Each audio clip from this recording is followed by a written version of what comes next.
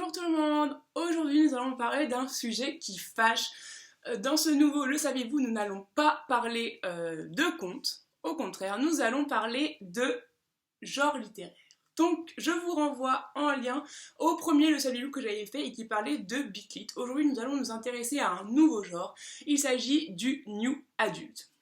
Alors, je sais que ce terme fait polémique entre Young Adult et New Adult, mais en ce moment, je lis beaucoup ce terme et je me rends compte que c'est quelque chose d'assez récent et que peu de gens savent encore identifier le New Adult du Young Adult. Moi-même, parfois, j'ai un peu de mal à me rendre compte que certains livres que j'ai lus sont New Adult et pas Young Adult, alors que pour certains, la différence est très nette, il n'y a pas de souci.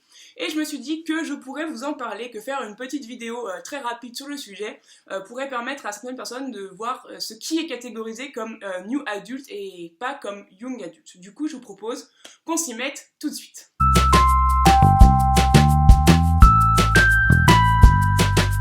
Le nom de New Adult a été sorti pour la première fois par The St. Martin's Press en 2009. Donc, la définition qui en est donnée consiste à séparer ces livres des livres classiquement catégorisés comme Young Adult.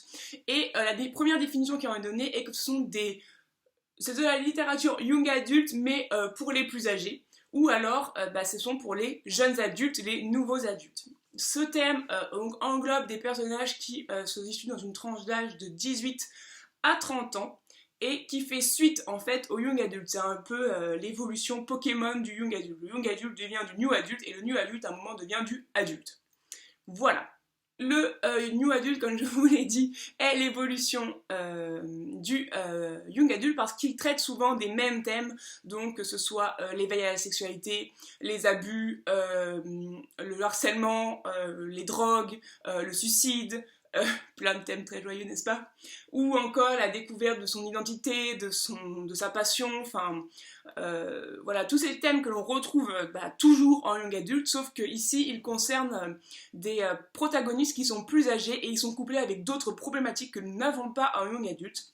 En Young Adult, l'action et tous ces thèmes sont centrés autour d'une phase qui se situe plutôt au lycée. Donc c'est la fin de l'adolescence, la fin de l'enfance et le début de la vie adulte, tandis que le New Adult va lui se concentrer sur des problématiques plus tardives, telles que la première fois que l'on quitte la maison, que l'on s'établit dans une nouvelle ville, que l'on va au collège, donc à l'université, donc que l'on quitte le foyer familial pour aller faire ses études, des problématiques telles que le premier travail, parfois même rentrer dans l'armée, enfin, voilà, tout ce qui fait suite en fait au lycée et qui concerne principalement l'entrée dans la vie active et la recherche de soi en tant que personne individuelle et non plus faisant partie d'une famille. Ça peut aussi être par exemple la création d'une famille.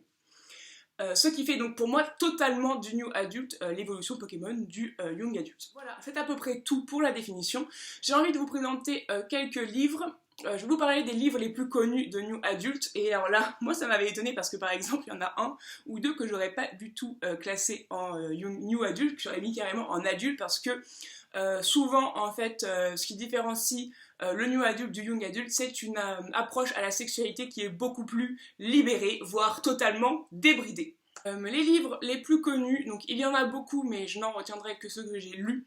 Il s'agit de Beautiful Disaster de Jamie McGuire et le mondialement connu 50 Shades of Grey, la série qui est totalement en fait du New Adult puisque il concerne les pérégrinations d'Anna qui est maintenant qui quitte le lycée pour la fac, qui s'en va de chez elle pour la première fois, qui doit j'allais dire rencontrer l'amour, mais non, qui doit se libérer sexuellement pour la première fois et qui doit en plus gérer toutes ces thématiques et ces problématiques de quitter sa maison pour aller à la fac et de faire sa vie.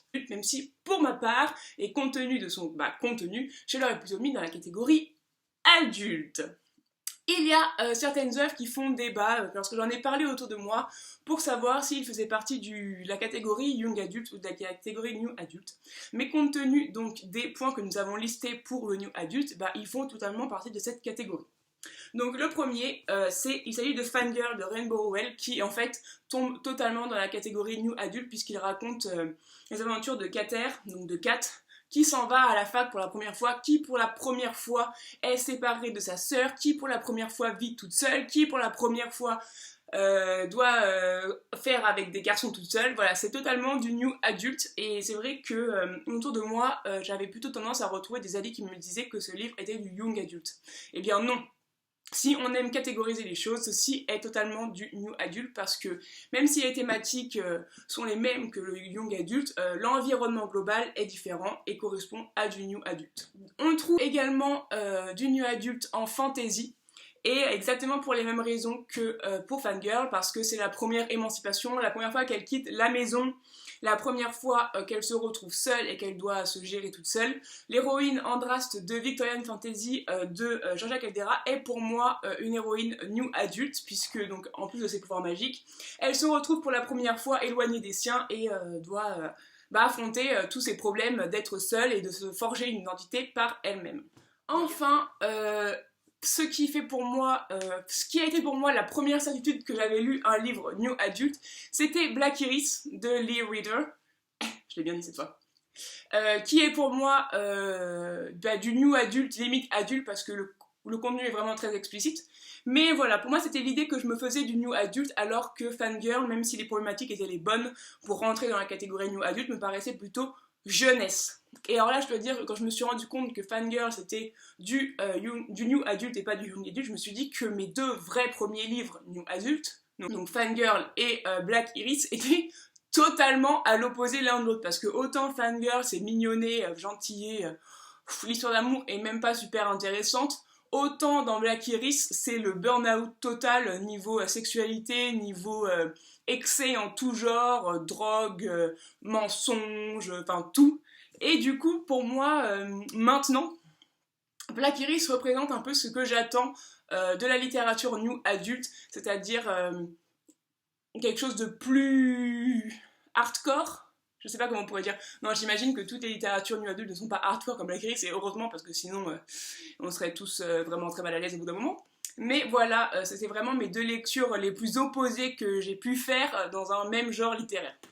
J'espère que cette petite vidéo vous a plu, qu'elle était assez courte, concise et précise, qu'elle vous a permis d'identifier un peu mieux ces clivages littéraires qu'on essaye de nous imposer. Mais je pense que c'est intéressant aussi de voir qu'est-ce qui est considéré comme jeunesse ou moins jeunesse. Enfin voilà, moi j'avais envie de vous faire une vidéo sur ça, donc n'hésitez pas à me dire si ça vous a plu dans les commentaires. Et à me mettre un pouce vers le haut si vous avez envie de voir d'autres vidéos sur des genres littéraires et pas seulement sur des contes, même si la prochaine sera un conte. Sur ce, je vous souhaite de faire de très bonnes lectures. N'hésitez pas à me dire si vous avez lu aussi du new adulte et si vous avez des titres à me conseiller. Sur ce, moi je vous souhaite de faire de très belles lectures. Je vous embrasse très fort et je vous dis à très vite dans une prochaine vidéo. Ciao!